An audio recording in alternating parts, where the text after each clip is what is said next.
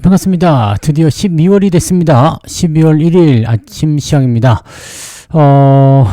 뉴욕 증시는 블랙 프라이데이 때문에 조기 폐장을 했어요. 근데 분위기 좋게 끝났죠. 다우지수나 나스닥, S&P 500 모두 상승으로 마무리됐고요. 상승하면서 끝났기 때문에 좋은 기대감이 나오지 않겠는가 생각이 일단 됩니다. 자, 12월의 출발을 좋게 만들어 줄 것인지 아니면 또 그냥 그런 하루가 될 것인지 좀 봐야 되겠죠. 물론 이제 이번 달에는 변수가 많아요. 일단 당장 다음 달에 있을 FOMC 이 부분 문제가 되는데 파월이 지금 이번 주에 연설을 통해서 금리 인하를 또 시사할 수도 있다는 얘기가 또 살짝 나오더라고요. 그러니까 이런 것들 보면은 아주 시장을 나쁘게만 보고 있는 것 같지는 않다 생각되기는 하는데 글쎄요, 여전히 이제 변수가 나올 수밖에 없는 시점이기 때문에 조심조심 하는 것이 맞지 않을까 보여지긴 하고요.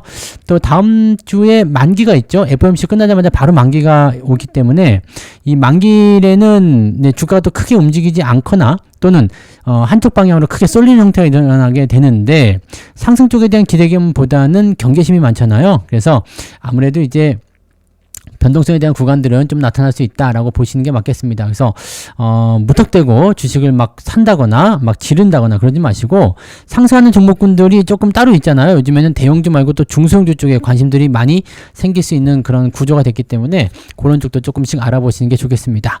자, 뉴스 빠르게 알아보도록 하죠. 자, 뉴욕 증시 주간 전망 보시면은요, 블랙 프라이데이로 탄력받은 소비 심리, 이제 블랙 프라이데이로 하니까 이제 소비가 좀 살아난다 이런 얘기들이 나오네요. 그러다 보니까 산타랠리 기대감이 있을 것이다. 자, 일단 블랙 프라이데이가 있고, 그 다음에 이제, 월요일 날, 이 사이버 먼데이죠. 사이버 먼데이 같은 경우는 이제 그 전자제품 관련한 그런 부분들인데 대체적으로 이제 이렇게 연결되는 상황이 만들어지게 되니까 이 소비가 크게 늘어나는 그 시기가 되는 거고 그래서 보통 4분기에 기업들 실적이 크게 늘어난다거나 또는 이 블랙 프라이데이 기간 동안에 주가 상승률이 상당히 높아지는 경우들이 많이 있거든요. 소비가 늘어나게 되면 미국 경제적인 부분에는 긍정적인 요소가 되는데 이제 집계가 나와 봐야 되겠죠. 이제 전년 대비해서 얼만큼 소비가 늘었느냐, 어느 정도까지 잘 팔렸느냐, 이런 것들을 좀 봐야 되긴 하고요.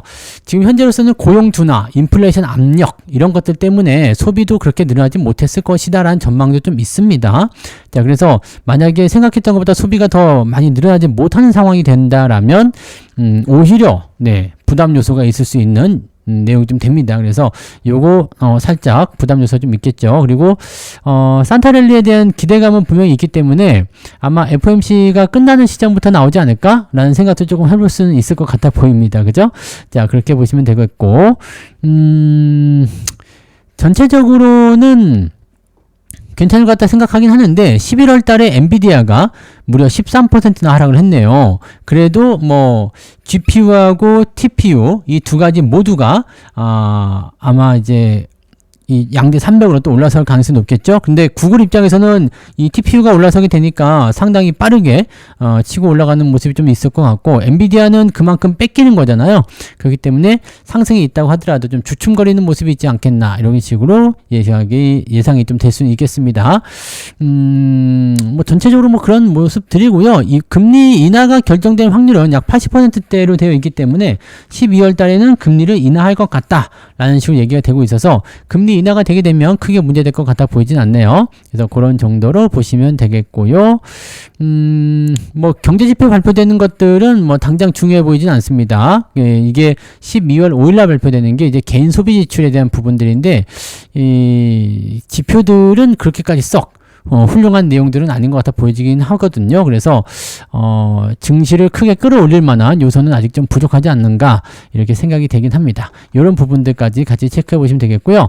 어쨌건 산타랠리에 대한 기대감은 나오고 있기 때문에 산타랠리를 통한 주가 상승이 일어나게 될 경우에는 일단 기대 심리가 많이 작용하는 거가 되는 거거든요. 그래서 12월 산타랠리, 그 다음에 1월 효과까지 연결되는, 그 다음에 우리나라로 치면 이제 배당 효과까지 같이 연결될 수 있는 구간이라서 12월 중반 정도, 그죠? 다다음 주, 12월 한 셋째 주 정도 때부터 시작해서 반등 포인트가 진행되지 않을까 생각되고 1월 효과, 그 다음에 2월 달 고배당주 움직임들까지 만들어서 아마 그렇게 움직임이 나오지 않을까. 뭐 조정은 나올 수 있겠죠. 장중에 이제 조금씩 중간에 흔들리는 모습이 나올 수 있겠습니다만 그게 뭐 크게 시장의 압박 요소가 될 것 같지는 않고 대신에 주가가 또 크게 올라간다기보다는 완만한 상승 이런 쪽으로 좀 연결되지 않을까 이렇게 생각됩니다. 즉 내렸다가 다시 반등해주고 내렸다가 다시 반등해주면서 저점이 조금씩 올라가는 그런 형태가 될 수도 있겠다. 이렇게 봐주시면 되겠습니다. 어쨌건 소비가 많이 늘어나게 되면 심리적으로는 개선이 되고요. 주가 상승 쪽에 연결고리가 있을 수 있습니다. 자, 근데 조금 이제 주목해 볼 만한 것 중에 하나가 뭐냐면, 코스피가 과연 반등할 수 있을까에 대한 부분들인데, 쉽지가 않죠. 외국인들이 지난달 코스피 14조 원을 순매도했다 나왔습니다. 자, 코스닥으로 눈길을 돌리고 있다라는 얘기가 되는 건데, 이렇게 되면은 조금 애매하잖아요. 그죠? 네, 조금 애매한 부분이 좀 되는 거고, 중성주를 매집하는 상황이 됐을 경우에는 이제 그 대형주 아니야. 네, 그러면서 이제 중성주 쪽 넘어간다는 이야기인데 약간 개별주적인 성격을 띠게 되는 거죠. 그럼 시가총액 상위 종목군들이 조금은 애매한 그런 변동성이 나타날 수 있게 되는 겁니다. 그래서 이렇게 되면은 오히려 대형주가 눌리면서 주가가 올라가는데 방해가 될 수 있는 요소가 될 수 있겠죠. 지금으로서는 상당히 좀 애매한데요. 그죠? 코로나로 충격이 컸었던 2020년 3월에 12조 5천억이었는데 근데 지금 11월 달 들어서면서 14조 원을 팔아버렸네요. 네. 그러니까 역대 최대치, 그죠? 역대 최대치. 11월에 역대 최대치를 팔아먹었다. 2020년 3월이 근데 저점이었다는 걸 생각해 본다면, 물론 이제 주가 상황은 좀 달라요. 네. 그렇게 생각해보면 매도 규모가 엄청나다 볼 수밖에 없겠죠. 자, 그리고 2020년 3월 같은 경우는 개인들의 매수가 또 진입되기 시작했거든요. 주가 워낙 내려가니까 저가 매수하자 해가지고 들어왔었는데 지금은 개인들 매수가 들어오지 않죠. 그래서 이 수급 주체인 외국인들이 던져버리기 시작하게 돼버리면 받아주는 움직임들, 특히나 뭐 저가 매수 동학개미 해가지고 주가를 끌어올렸었던 또 대형주에 집중했었던 그런 움직임들이 거의 없다는 얘기죠. 이거는 상당한 부담 요소가 될 수 있다. 이렇게 받아들이셔야 될 것 같은데요. 네, 자. 일단 코스피 쪽에서도 이제 28일 날, 지난 금요일이죠. 지난 금요일 날 2조 2천억대 순매도 좋지 않습니다. 그래서 지금은 이 대형주들이 많이 올라온 상태이기 때문에 차익 매도가 나왔을 때 상당히 무서울 수가 있는데 요게 연결고리가 있는 게 뭐냐면 11월 달에 117조가 넘는 대차 잔고 거래가 있었다는 거죠. 대차 거래 잔고가 있었다는 얘기인데 지금 거의 역대급이죠. 117조 원이 넘었다는 것은 역대급입니다. 그래서 지금 3개월 연속 사상 최대치를 갈아치우고 있다. 이렇게 얘기가 나오고 있습니다. 자, 이건 뭐냐면 이 대차 거래가 늘어나고 있다는 것은 공매도로 연결된 가능성이 굉장히 높다는 얘기예요. 그러니까 공매도가 만약에 개입을 하기 시작하게 되면 주가가 생각했던 것보다 더 많이 내릴 수가 있습니다. 특히나 반도체 종목군들에 몰려있다라는 얘기인데 저는 유망 업종으로 반도체를 보고 있습니다. 내년도. 근데 어떤 업종으로 봐야 되느냐 이런 부분들은 또 달라지겠죠. 반도체 내에서도 여러 가지 부분이 있잖아요. 그러니까 모든 반도체를 다 내년에 유망 업종을 볼 것은 아니고 반도체 업종 중에서도 찝어야 되는 것들이 있습니다. 그러니까 지금은 많이 달라진 게 뭐냐면 예전 같으면 HBM이니 뭐 AI니 해가지고 그냥 반도체 반자만 붙으면 다 올라가는 거였는데 지금은 이미 올라간 종목들이 저렇게 공매도의 공격을 받거나 약간의 변동성을 보이게 됐을 경우에는 걔네들은 떨어질 가능성이 굉장히 높아져요. 그렇게 됐을 경우에는 실제로 수혜가 될 수 있는 종목들만 딱 집어가지고 올라갈 수 있겠죠. 그래서 그렇게 반도체 업황이 좋아진다고 하더라도 내년도에 힘을 쓸 수 있는 그런 반도체 종목은 무엇인지 이렇게 딱 꼭 집어가지고 봐야 될 필요성이 좀 있을 것 같기도 합니다. 자, 어쨌건 중요한 거는 이렇게 그 대차거래 잔고가 늘어나고 공매도가 나오기 시작했을 때는 일단 부담 요소가 커질 수밖에 없어요. 부담 요소가 커질 수밖에 없는 상태가 되면서 많이 올라간 종목들 상대로 공매도를 때린다고 했잖아요. 공매가 떨어지면은 당분간은 조정을 받는 가능성이 높은데 지금처럼 이렇게 FOMC에 대한 불확실성이나 만기일에 대한 불확실성이 있으면 오히려 더 안 좋을 수가 있죠. 자, 그래서 대차 잔고 거래가 늘어나는 부분들 종목들은 주가가 올라감에 따른 시장이 크게 성장함에 따른 자연스러운 현상이라고 볼 수도 있겠죠. 물론 B2 신용잔고가 늘어난 것도 마찬가지예요. 그런데 이게 만약에 마음먹고 때리겠다라고 마음먹으면 상당히 큰 주가 조정이 일어날 수 있다는 얘기가 되는 거죠. 이렇게 됐을 경우에는 좀 부담 요소가 있습니다. 반도체 대형주 대차 거래가 몰렸는데 삼성전자에 무려 10조 원, 하이닉스에 8조 원. 와, 많은 편입니다. 시가총액 차이를 본다라면은 하이닉스 쪽에 좀 더 많이 몰린 것 같죠?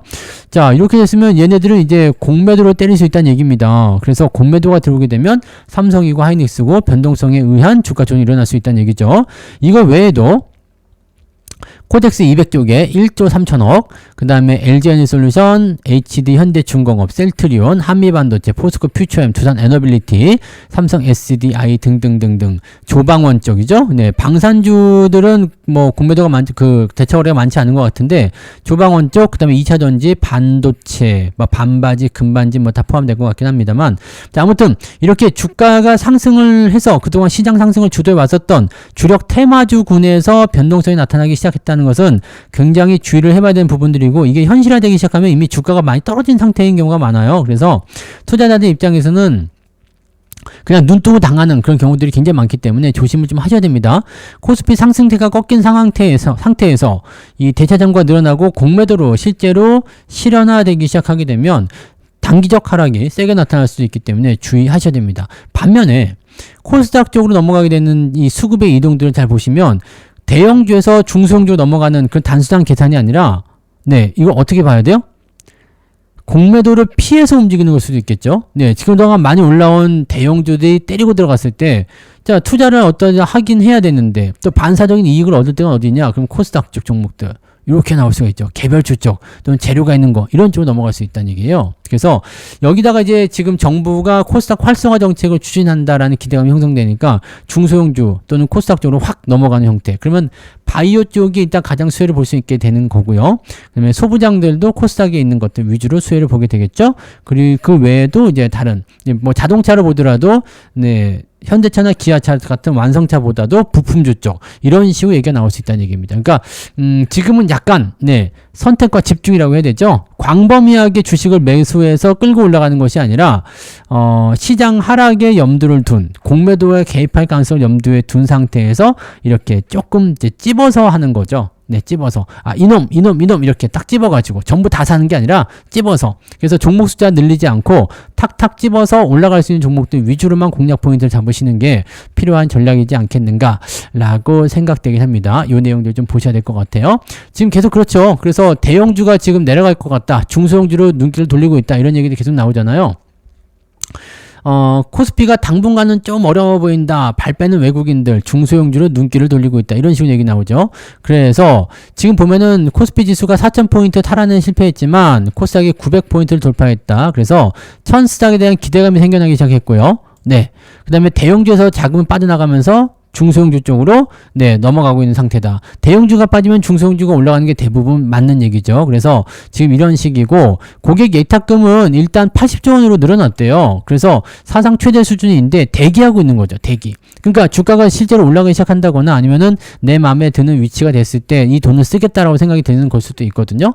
자, 그래서 지금 일단은 매수 포인트에 대한 그 관점을 어디서 잡을 것이냐가 중요하긴 한데, 개인 투자자들 같은 경우는 산타랠리에서 진행될 가능성이 높을 것 같다라고 얘기를 하고 있습니다. 자, 개인 순매수 유입이 이제 코스닥 쪽으로 산타랠리를 통해서 먼저 유입될 것 같다라고 삼성증권에서 얘기를 했네요. 근데 이건 확실하지 않습니다. 네, 확실하지 않습니다. 그냥 그럴 것 같다라는 얘기죠. 아니면 말고잖아요. 그래서 요거는 봐야지 돼요. 일단은 보고 진행을 하셔야 될 것 같고, 지난 주말 그 수급 동향을 보면은 닭 쪽에 매수 포인트가 좀 많이 들어왔단 말이에요. 거의 1조 원 가까이 들어왔잖아요. 그러니까 이 코스닥 쪽에 매수가 그 정도 많이 들어가는 경우가 많지는 않거든요. 이게 일시적인 부분이냐, 아니면 대형주에서 빠져나온 자금이 워낙 많다 보니까 이쪽으로 집어넣는 것이냐, 이 부분에 대한, 네, 분석이 좀 필요할 것 같기는 합니다. 자, 일단 지금 현재로서는요, 내년도에 이제 코스피 기업들 실적 전망치도 지금은 상향 조정이 되고 있죠. 네, 반도체 쪽 같은 경우도 마찬가지. 삼성전자도 실적 굉장히 좋은 거 예상되고 있어요. 자, 그렇기 때문에 기업들 실적이 좋게 나오면은 어느 시점에서는 또 반등하겠죠. 문제는 지금인데, 이게 만기일까지 주가를 누르는 형태의 움직임을 보이기 위함인 것인지, 아니면 정말로 공매도가 개입을 해서 어떤 중기적인 관점에서 조정까지도 끌어내려고 하는 것인지, 그렇게 해서 싸게 살려고 하는 것인지, 이 부분에 대한 분석은 조금 더 해야 될 것 같아요. 지금으로서는 뭐가 맞다라고 판단하기 좀 어려운데, 어쨌건 리스킹한 부분들이 분명히 있는 것 같다라는 것은 네, 맞는 것 같아요. 그래서 지금 주가가 무조건 반등한다 쪽으로 볼 것은 아니고요. 약간의 해칭은 필요하겠죠. 그래서 인버스는 일단 저는 매도 정리하지 않고 그냥 유지를 하고 있는 상태인데, 지난 주말 같은 데는 되게 신기했죠. 코스피 지수가 내리고 코스닥이 올라가니까 계좌는 같이 치고 올라가면서 인버스까지 같이 데리고 올라가는, 그러니까 인버스도 수익이 나고 계좌도 수익이 나는 그런 형태가 좀 이상하게 만들어졌었는데, 지금 그런 식의 전략이 오히려 먹힐 수도 있는 것 같아 보입니다. 코스피 대형주 쪽에 대한 변동성을 예상할 거의 대부분 다 하고 있기 때문에 이런 상황이 된다면 당분간은 주춤주춤 할 수도 있잖아요. 그런 내용들이 있을 수 있다라고 생각하시면 되겠죠. 다만 이제 이번 주 전망은 그래도 괜찮아 보이거든요. 네.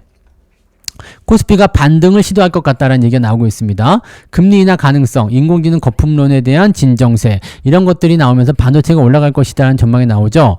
지난 주말에도 나쁘지 않았던 것 같아요. 네, 미국 증시 보면은 그래도 조금씩 올라가 있잖아요. 그러니까 이 정도면은 또 나쁘지 않은데? 라는 생각도 들 수 있죠. 삼성전자나 하이닉스가 변동성을 보였지만 오히려 상승 전환이 돼서 조금 더 올라가 주기만 한다면 어떨까요? 네, 그러면 지수는 안 빠진다는 얘기죠. 그러면은 코스닥으로 넘어가려고 했었던 물량들이 다시 코스피로 들어왔을 때 지난 주말에 많이 빠졌었던 부분들을 끌고 올라가는 그런 형태로 진행될 수도 있습니다. 그러니까 지금 현재로서는 뭐 여러 가지 재료가 산재되어 있어요. 너무나 많죠. 그래서 이게 어떻게 보면 좋은 것 같기도 하고 어떻게 보면 나쁜 것 같기도 하고 가늠하기 좀 어려운 상황이 될 수도 있어요. 그래서 이럴 때는 어떻게 해야 되겠습니까?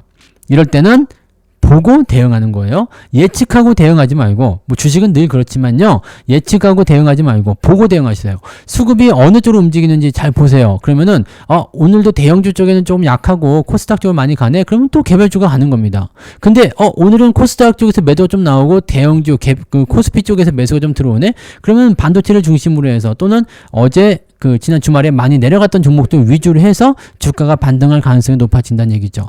요런 흐름들 보셔야 돼요. 그러니까 수급이 어떻게 변화하는지를 잘 보면서 거기에 맞는 종목들을 탁탁 집어서, 네, 종목을 그냥 막 사는 게 아니고요. 탁탁 집어서 공략을 들어가셔야 된다는 이야기입니다. 이 부분 꼭 기억하셔야 됩니다. 그래서 이 내용들을 가지고 여러분들이 잘 활용하시면 아마 만기까지는 그래도 큰 부담 없이 잘 진행될 것 같고요. 종목을 아직 늘려가야 될 이유가 없어요. 아직은 불확실성이 있기 때문에 종목 숫자는 최소한으로 운영하시면 좋을 것 같아 보이고, 현금 조금 들고 계셔야 되겠죠. 네, 그때 다 팔아먹은 거, 네, 현금 그대로 잘 한 번씩 들고 가시고, 현금을 써야 될 때는 주가가 시장 방향성을 확실히 보여줄 때거든요. 그때부터 현금은 차근차근 쓰시면 되기 때문에 지금은 현금 너무 많이 쓰지 말고 아껴두시고, 개별주 쪽 위주로 일단은 먼저 보시되, 수급이 변화하는 방향에 따라서 투자의 그런 대응 포인트는 달라질 수 있다 정도로만 해석하시면 되겠습니다. 이번 주뿐만 아니라 다음 주까지도 쉽진 않을 것 같아요. 그래서 변수를 앞에 두고 있는 상태이기 때문에 절대로 서두르지 마시고 항상 조급한 마음은 내려놓으셔야 됩니다. 조급할 때 항상 문제가 생기잖아요. 실수가 나오고 그런 거니까 주식 투자하면서 빨리 뭔가를 해보고 싶다, 빨리 만들어내야 되겠다, 이런 생각 내려놓으시고요. 천천히 그렇게 가셨으면 좋겠습니다. 아시겠죠? 하필이면 제가 특강을 하는 12월 9일이 FMC가 시작이네요. 폭풍의 눈 안에서 특강을 하게 생겼네요. 자, 어쨌든 이번 주도 잘 한번 만들어 보고요. 12월 첫날이니까 그래도 기분 좋게 좀 올라서 끝났으면 좋겠네요.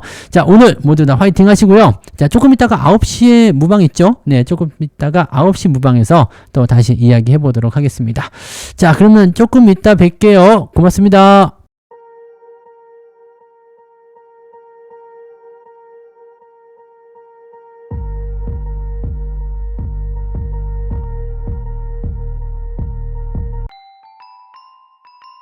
본 방송에서 제공되는 모든 정보는 투자 판단의 참고 자료이며 투자의 최종 책임은 본 방송을 이용하는 본인에게 있습니다.